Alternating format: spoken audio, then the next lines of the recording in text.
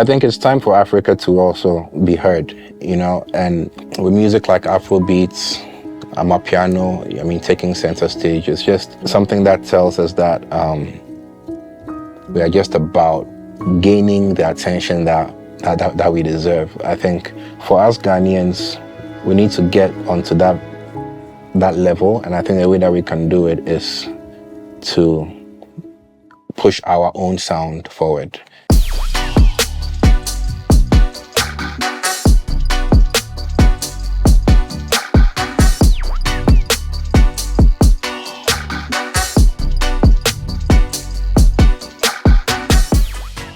Hey guys, this is EL, Young Lummy the Don, Lummy LeBron, Shummy Lummy. I don't know how you want to go about it, but we're here, we're blessed. Happy to be here, man. How I got into music, I've always been very musically inclined. I remember from way back, as far as I can remember, I started in the church choir, and I had a piano teacher.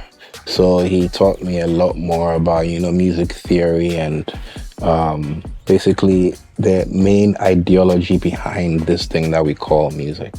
And then later down the line, I joined the first rap group in Ghana called Skillions, which was captained by J. So further down the line, some more, I became a solo artist and went on to do other things. But at the initial stages, it was just, a boy who just loved making beats and was trying to figure out how to navigate the system, found people who were like-minded, and the rest is history. My family was definitely not supportive when I started music. A friend and I were just laughing about the fact that for me, for example, I was pushed in the very opposite direction.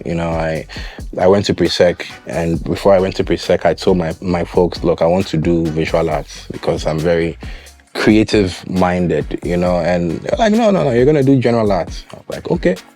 And after that, went to university. I was like, I don't think I want to do university. I just want to go straight into the studio. I want to go straight into a creative thing.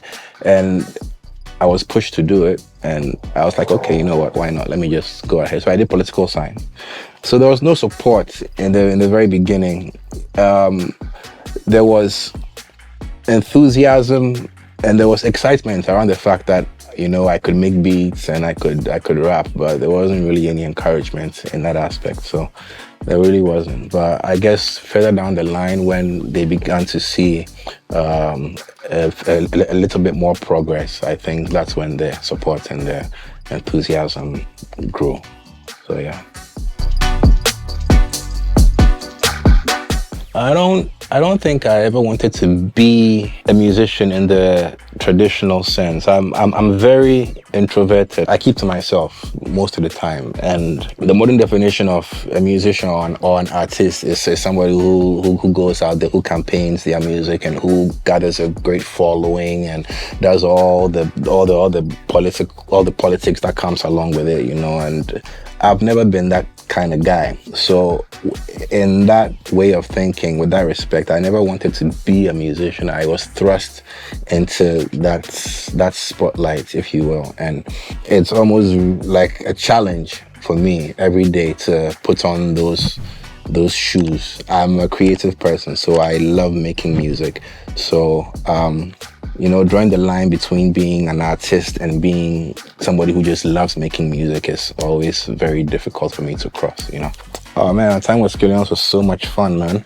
I remember back in pre-sec, I would see, J-So and Ball J hop on stage and perform in front of a crowd. And I was like, how the hell do they do that? Because I would be in the back in some corner, be like, I had no idea how they were able to muster up that courage to actually jump on stage and rock the crowd. And it was mind-boggling to me.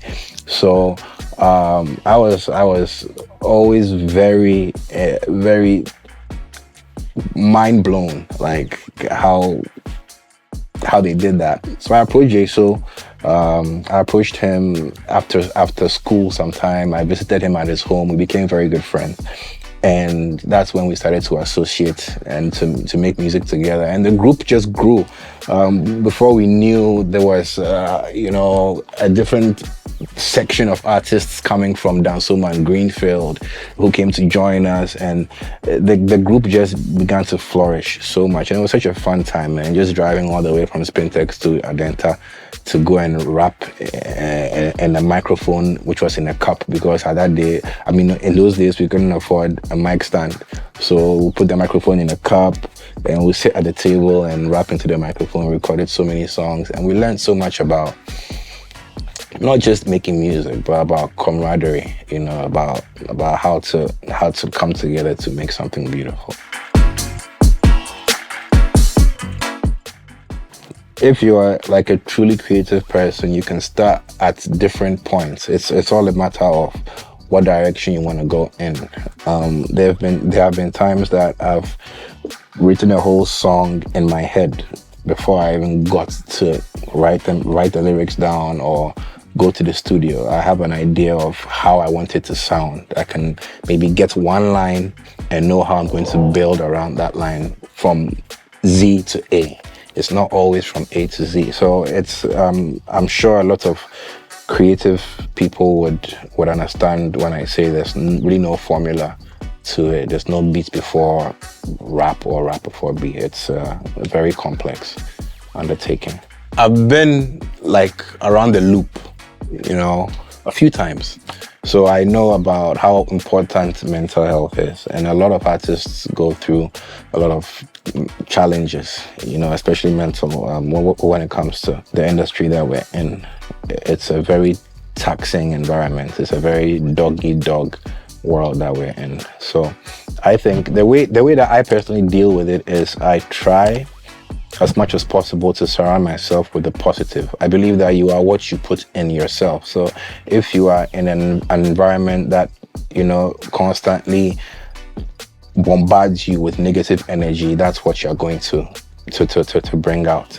So I try as much as possible to surround myself with positivity, you know, and good vibes, good energy, good people, just good feels. You know, and that's really helped me to stay grounded and to stay balanced up there in my mind. My latest project is always my favorite. Like my newest kid, the newest baby is always the talk of the household for me. So right now I have a song that I produced and featured on for Kev the Topic, which is about to drop on the 24th of January, which is this month. And it's currently my favorite feature because it's featuring me, but I produced a song for him. It was actually a song that I was keeping for myself, but I found he was the best guy to put on. So it has to be that song. It's called Brodo, so go check it out. It's an amazing, amazing piece. Batu gave me the biggest numbers. Batu has, I think I got a licensing deal off of one of the singles on Batu, Superhero, and then that made quite a lot of numbers actually. So besides that, you know, checking statistics, there's always one song that gets a certain wave of attention in some time, and you know, it also gets a lot of clicks, revenue, or whatever. So I'd say Batu for now. There's different things about different videos that would always wow me. I would say Kabwame, because I basically directed and edited and colored the video. I did everything, and then not everything, I did like 90% of the work and gave the credits to somebody else, because I don't want to be looked at as a person who wants to do everything. But I'll say Kabwame because I did a lot on that video. I'm very eclectic. I do different genres. I'm not an artist who wants to be stuck or to be boxed in, you know, to be described as he's an Afrobeats artist or he's a hip hop artist. I make music that, you know, that moves me. So when you look at my discography, there's sounds that span from ballads to, I have reggae music, I have dubstep music, I have hip hop music, I have Afrobeats, and I have Azonto music. So I don't box myself. And yesterday I was in the studio. We made an Afrobeat song, then we made a hip hop song, then we made a trap song. So I'm really not the one to be boxed in.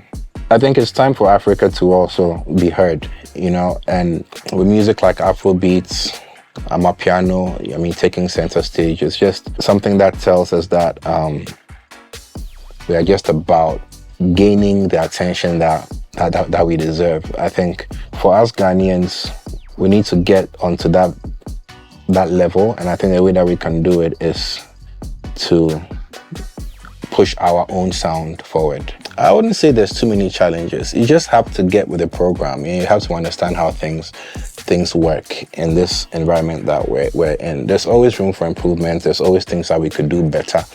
But off the top of my head right now, I'd say, Charlie, just be as wild as you can and do you.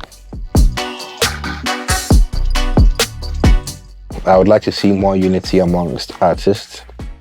I would like to see us pushing our own sound and not so much Afrobeats, because Afrobeats doesn't come from Ghana. My personal opinion is it doesn't come from Ghana, it comes from Nigeria, and that's why they are thriving off of it. So we should look at music that comes from Ghana and try and be strong proponents and strong supporters and push our music to the rest of the world, to brand it in a way that it's recognizable by everybody who listens to it from all over the world, all around the world, to make it into a sound that is identifiable and that people can latch onto and just jam with. High Life, for example, is something that is very marketable to the whole world. Azonto is something that is very marketable to the whole world. Azonto took me to BBC and CNN.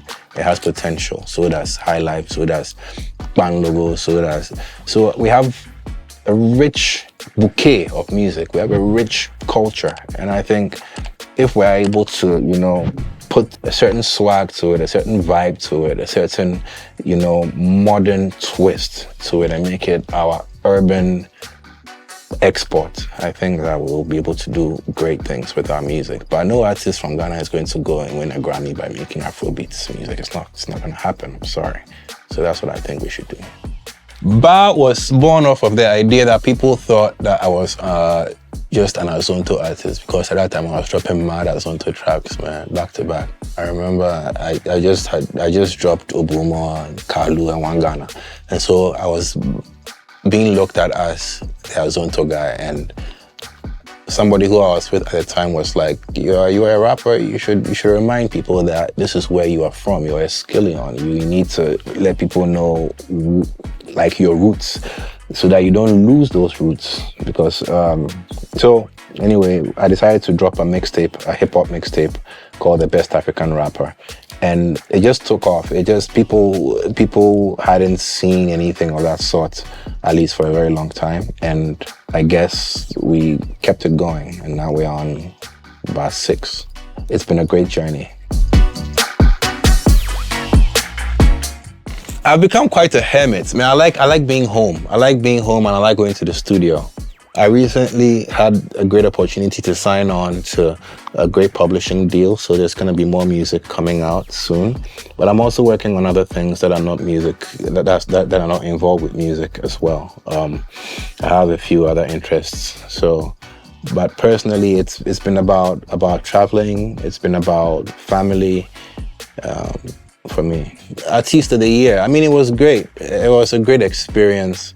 But it really doesn't make any difference to who I am as a person. I've not changed in any significant kind of way. I'm still very much the same EL that I've always been. Simple and goofy, man. 2023, I'm gonna drop a lot more music. Last year I didn't drop too much music. I think the whole year I didn't drop any music, but you get why, there's a reason for it. So I'm excited to be back on the scene. Last year I was studying something totally different. I'm a person who likes to explore different things. It came to production, and it came to recording, and it came to scoring for movies, came to writing for other artists, and then I decided to just go completely off the rails and study something which I was also getting interested in. So for a year, I took a year off, but I'm excited that this year I can come back and release more music.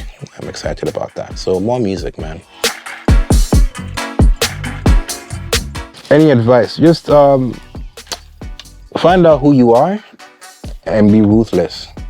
Pursue you as ruthlessly as you can. If you have a dream, if you have a certain aspiration, you have a certain style of doing things. Style is one of the most important things, because we are all born into this world and given a style of how to do you, and nobody will understand it until you actually do it, and then you can see that, oh, so that's what he was talking about. But I would encourage everybody out there who has that thing inside of them that they think that nobody understands, to have the audacity to face all the adversity, have the audacity to say that this is who I am, and I'm going to pursue me as ruthlessly as I can. Don't watch anybody meant you be a do you as ruthlessly as you can. Yo, what's up? This is EL, Young Lummy, the Don in the house, man. It's been a pleasure chilling right here on Face2Face Africa, the premier global black voice. EL, baby. Let's go.